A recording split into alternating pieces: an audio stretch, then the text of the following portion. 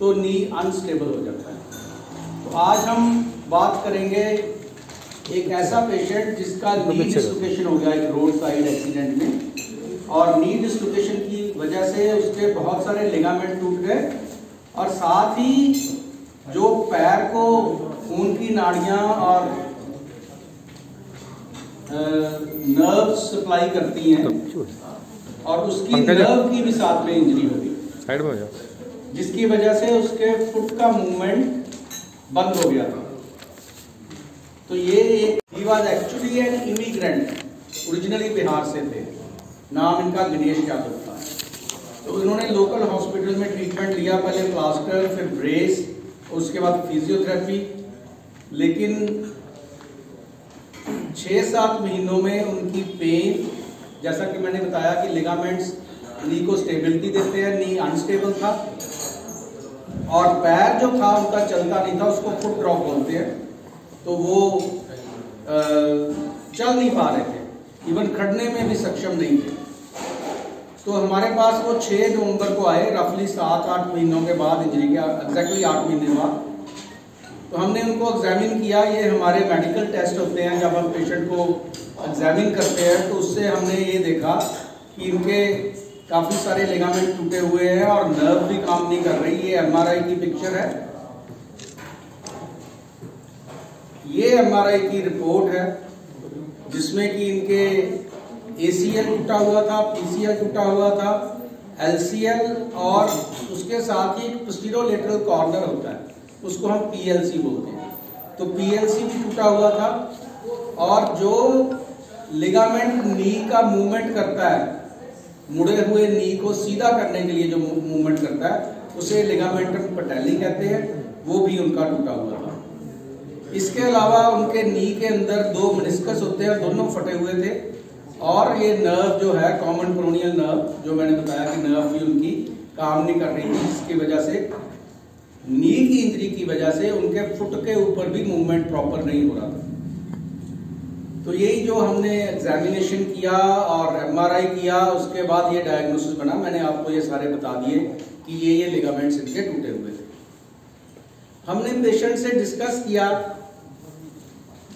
इतने सारे लिगामेंट्स एक ही साथ बनाने एक डिफिकल्ट चैलेंजिंग टास्क होता है, not only for the surgeon but patient के लिए भी चैलेंजिंग होता है। एक तो सर्जरी बहुत बड़ी हो जाती है, लंबी हो जाती है, और दूसरा सर्जरी की कॉस्ट भी बहुत बढ़ जाती है। उसमें लगभग 1.5 लाख रुपए के तो इम्प्लांट लगते हैं इतने सारे लिगामेंट्स बनाने के लिए। पेशेंट वेल टू डू नहीं था, हमने फोर्टिस वालों को रिक्वेस्ट की, हमारे हॉस्पिटल ने काफ़ी मदद की हमारी।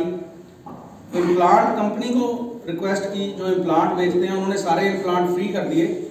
तो हमने almost no profit no loss पे इस पेशेंट की सर्जरी की।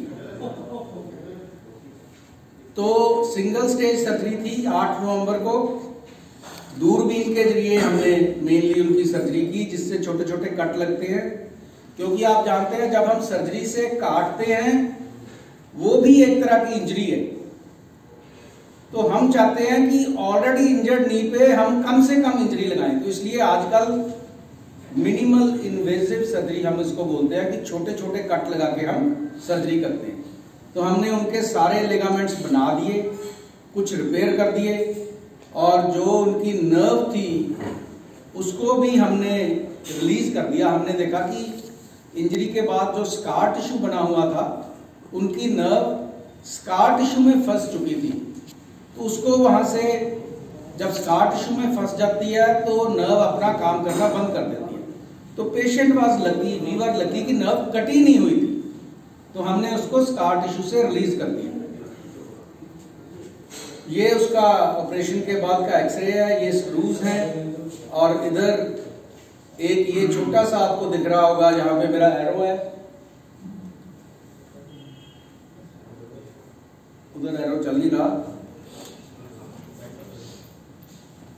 ये एंडो बटन बोलते हैं इसको। ये भी एक इम्प्लांट है, और एक इनका इम्प्लांट अंदर भी डला हुआ है, जो कि बायो अब्जॉर्बेबल है, महंगा होता है, और वो एक्सरे में नहीं दिखता।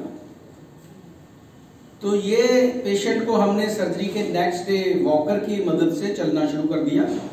और उसको मसल की स्ट्रेंथन करने के लिए एक्सरसाइज शुरू कर दी, क्योंकि 8 महीने वो चला नहीं था, उसके मसल्स बहुत वीक हो चुके थे। उसके बाद वो हमारे पास पहले 2 हफ्ते बाद आया टांके कटाने के लिए, और फिर हमने उसको 1 महीने बाद बुलाया। तो 6 वीक्स पे पेशेंट जो है अपनी टांग पे चलना शुरू हो गया, जो कि पिछले 8 महीने से चला नहीं था, और उसने अपनी डेली एक्टिविटीज जो थी रूटीन की वो करनी शुरू कर दी। ये पेशेंट का वीडियो है। ये राइट साइड नी पे मूवमेंट बहुत अच्छा आ गया। जब भी नी पे इंजरी होती है या सर्जरी होती है, हमें सबसे बड़ा रिस्क होता है कि नी स्टिफ ना हो जाए, नी का मूवमेंट ना कम हो जाए। तो इसमें हम भी बहुत लकी थे, खुशकिस्मत थे, पेशेंट भी लकी था, और मिनिमल इन्वेसिव सर्जरी का ये एक तरह से मिरेकल था कि नी के ऊपर हमारा बड़ा अच्छा मूवमेंट आ गया। और ये पेशेंट अब बिहार जा चुका है करनाल से। उसने रिसेंटली हमें वहां से ये वीडियो भेजा है कि विदाउट किसी सपोर्ट के वो चल रहा है। मैं इसको दोबारा चलाऊंगा एक बारी। तो बहुत अच्छा रिजल्ट आया। तो we were thankful to so many people.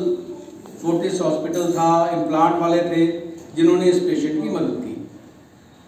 तो आजकल जो हम लिगामेंट्स बनाते हैं मिनिमल इन्वेसिव सर्जरी से, पुराने जमाने में भी बनाते थे, तब भी मिनिमल इन्वेसिव जब शुरू हुई थी उसमें एक दिक्कत थी कि हमारी जो फिक्सेशन थी, जैसे मैंने एक्सरे में आपको एंडो बटन और स्क्रूज दिखाए, वो इतनी स्ट्रांग नहीं होती थी।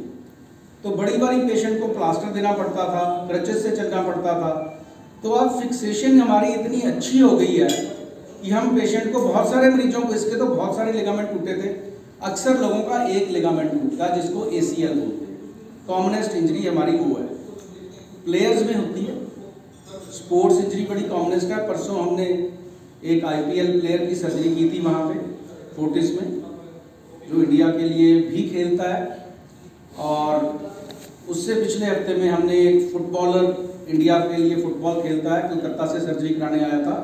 तो इस फिक्सेशन की वजह से और मिनिमल इन्वेसिव सर्जिकल टेक्निक की वजह से हम पेशेंट को सर्जरी के नेक्स्ट डे पूरा वजन देके चलाना शुरू कर देते हैं। ये इंटरनेशनल फुटबॉलर है, आशीष प्रधान इसका नाम है।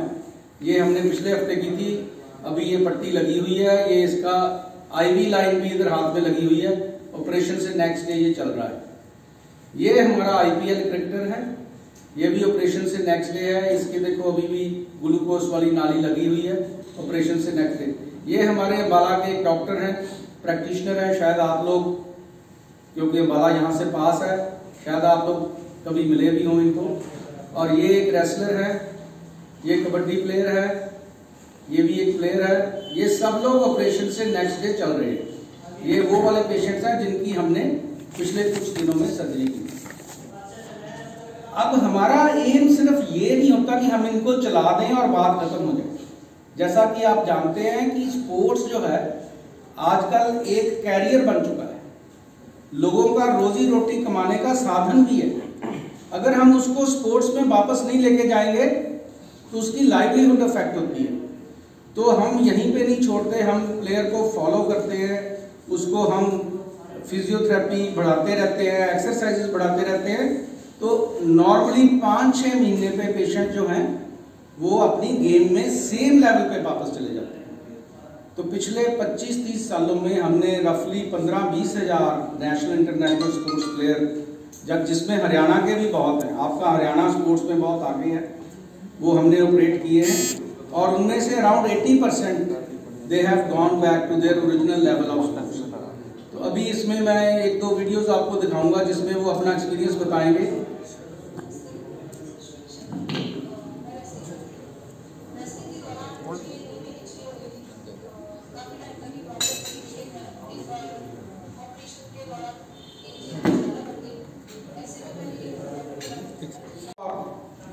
पत्रकारिता जो है सबसे मजबूत पाँव है। एक आप लोगों को जागरूक करते हो कि आज के टाइम में सर्जरी के क्या एडवांसमेंट्स हो गई हैं, और अगर टाइमली हम उनकी प्रॉपर सर्जरी हो जाए तो आजकल डिसेबिलिटी नहीं होती। तो ये मेरा एम था, ये आपको दिखाने का। और ये हमारे कुछ और हैं, आपने ये वाली वीडियो भी देख ली, ये सेम सिमिलर वीडियो है। ये कॉमेडियन है जो कई फिल्मों में आता है। और इसी खेलने कूदने के दौरान मेरा ये कंधे में झटका लगा और ये उतरना शुरू हो गया था। काफ़ी जल्दी मैं कोई खेलता था, कूदता था, उतर जाता था। तो डॉक्टर रवि गुप्ता जी से चंडीगढ़ में मुलाकात हुई और उन्होंने मेरा ये ऑपरेशन किया। बड़ा बाकी लोगों ने मुझे कहा दिया था कि ये पूरा खोलना पड़ेगा शोल्डर और बड़ा ऑपरेशन है, लेकिन वो 3 टाँके लगे और उन्होंने ऐसा फिट कर दिया कि अब मुझे इसको खेलने घुमाने में और कहीं कोई दिक्कत नहीं होती। Hello, this is Abdul Razzaq और ये पाकिस्तान का क्रिकेट टीम का टूर्स था इंडिया का, और वहाँ पे मुझे इंजरी हो गई थी और डॉक्टर रवि गुप्ता, और लकीली मेरे लिए अच्छा टीम था कि डॉक्टर रवि गुप्ता ने मेरी ट्रीटमेंट की, ऑपरेशन किया, और स्पोर्ट्स की इंजरी को वो समझते हैं और बड़ा ज़बरदस्त इन्होंने ऑपरेट किया। ये इंडिया का नेटबॉल का कैप्टन था कभी।